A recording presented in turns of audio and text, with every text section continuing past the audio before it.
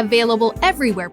Hello everyone and welcome back into the GSMC Dead Ball Sports Podcast, brought to you as always by the GSMC Sports Network. And for our fourth segment of today's show, we're going to be talking about some of the players on these teams we talked about in all our Bubble Watch segments who have seen their draft stock rise, but could potentially also see it plummet in the coming months as their teams enter the NCAA tournament. I've chosen three guys to really keep your eye on, especially if you're looking at some of these players for your respective teams in terms of how they draft plan in March Madness. But for now, these players over the past couple of weeks have earned my respect and can potentially go even higher than what they're already projected to go in this year's draft. But it all depends on how they perform in the tournament. So without further ado, let me talk about each and every single one of these guys for you, starting off with my favorite chameleon. We just talked about him in the Big Ten Bubble Watch for the Michigan Wolverines, Mr. Danny Wolf. This is perhaps one of the most versatile big men out there right now in terms of NBA draft prospects. We're going to talk about another big man, but in my opinion, a big man who can stretch the floor and play multiple positions is just as dangerous as the next guy we're going to talk about, even though I think that the next guy we're going to talk about is a little bit better defensively than Danny Wolf. But he is a main reason that Michigan is at a 5-0 conference record, top 10 in KenPom, and really are going to be a tough out once March Madness rolls around. Because here's the thing. Danny Wolf, with his height alone, could profile as a great center. But he's not just that. He can play the point guard position. He's an elite perimeter shooter. He loves his bag of tricks, especially in the pick and roll game. And he loves to pass the basketball as well. So everything NBA teams like in an elite center, right? I think the only caveat here is two things. The fact that he kind of plays positionless basketball. He hasn't necessarily played at the point guard position as much as of late, but it's still going to be a confusing factor to follow for a lot of these NBA teams because of that versatility. They may not necessarily know how to classify him. And then he kind of lacks a little bit more on the defensive end than you would like. And he's also not necessarily the best of free throw shooters for how much he drives the basket. But the elite traits, he plays so well off the ball. He throws in three-pointers. Like I said, he's an elite passer. And he understands the game of basketball with a high offensive IQ on that side of things. But I do think what NBA scouts are going to monitor, especially in the tournament, if they go up against a team that can challenge him on defense, is how he responds and also how this Michigan team utilizes him going forward, because he is a very vulnerable player. And he's going to prove it in terms of his motor each and every single game. It's undeniable. This guy loves playing the game of basketball.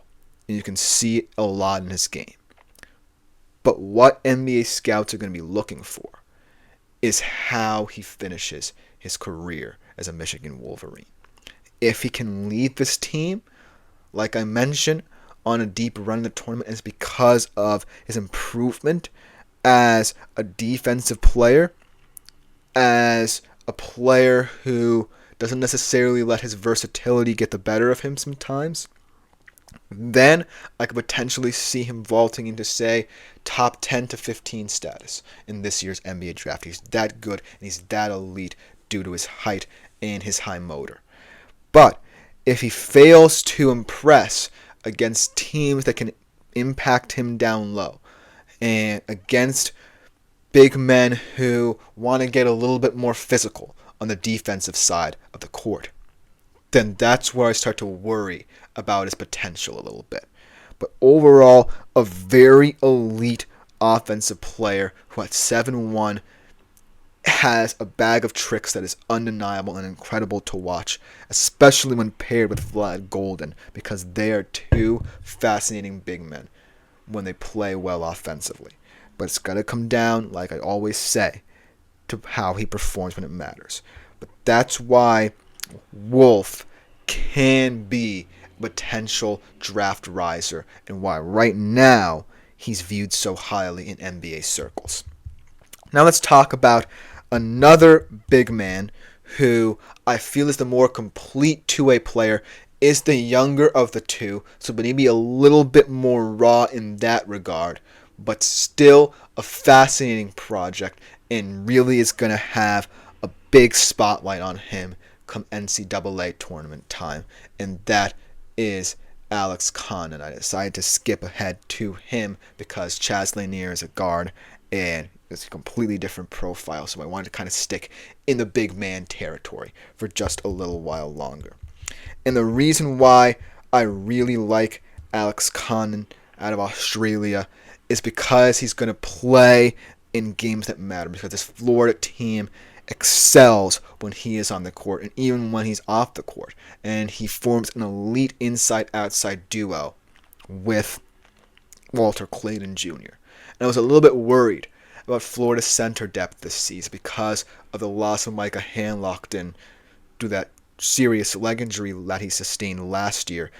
But him and Thomas Ha have more than held their own this season. And as a young guy, still a sophomore, who has shown elite abilities on both sides of the court, really is exciting to watch if I'm an NBA team. Especially because you can view him as more of a project. If you're, say, a team like the Thunder who has a lot of draft capital and are thinking about adding yet another big man to an already stacked big man rotation. And either you're a team like the Rockets, who as well as the Thunder have elite draft capital as well, Alex Condon is the perfect project for you. I feel that Danny Wolf is going to be more viewed closely because he's the more experienced player, but Alex Condon has the higher ceiling, in my opinion. The sky's the limit truly for this kid. He's an elite shooter on the outside. He does have to improve around the rim, but I don't necessarily have many concerns with him defensively. I feel like he's a very elite defensive player in terms of switching, in terms of dropping coverage, and he's really good at using his body, using his feet especially, to switch, to make those drops in certain situations. And I feel like that side of his game is really going to pique a lot of NBA teams' interest because chances are you don't see a big man this elite defensively so early in his college career. But I do think the one issue with him is that even though he has a deep bag offensively, I do think that he isn't as polished right now as you would like him. He needs to fill out his frame for one, and I do think that only shooting 51% on two-pointers as a big man is detrimental right now to his development. But I do feel that unlike Danny Wolf, there's a better chance to improve because Florida is a deeper team, in my opinion, than Michigan, and they have a better chance of going further. So as they go further, Alex Condon has a chance to face more big men, much like who will be facing in the NBA, who can challenge him to elevate his game. That's what I like about this, because comparing these two guys, you would say that Danny Wolf is the more chameleonic player who can fill a lot more shoes for you. But Alex Condon, if I'm a team picking the middle of the draft, whether I'm an elite team right now who are opening their championship window like the Thunder or Rockets, or even a team like the Nets who just want as many developmental pieces as possible, I'm really intrigued by a guy of Alex Condon's caliber because of how young he is. And that's what's special about this guy.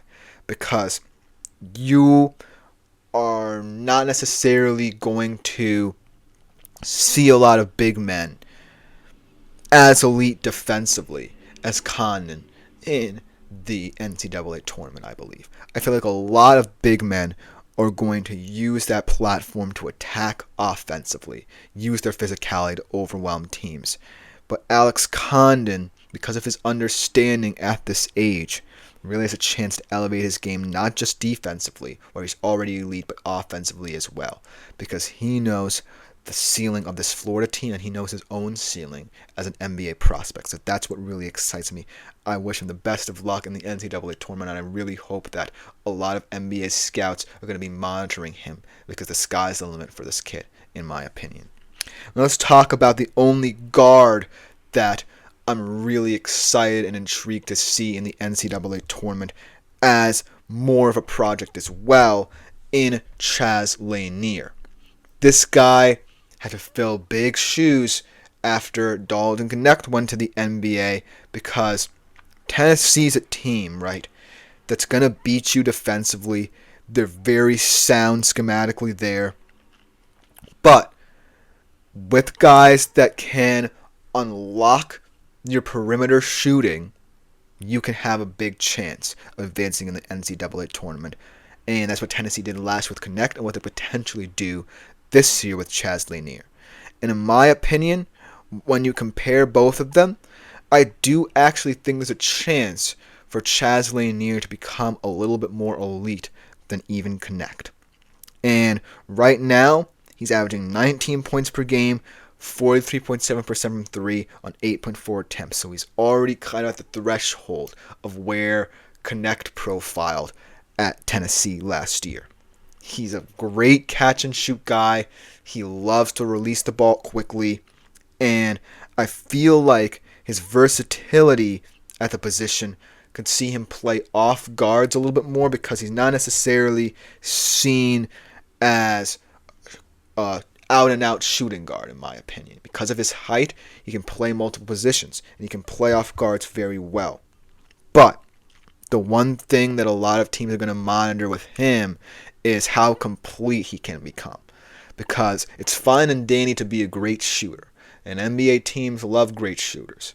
It's becoming the norm here. If you shoot the three, you win in the NBA. But Chaz Lanier is a little bit too selfish.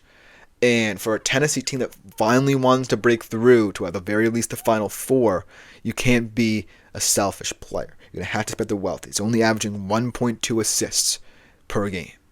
So you might want to see a little bit more of that from Chaz Lanier instead of, just being the catch and shoot player on this squad. But I do think because of his elite shooting ability, it does open up a lot more avenues for him in this team. But how it translates to the NBA is a different question.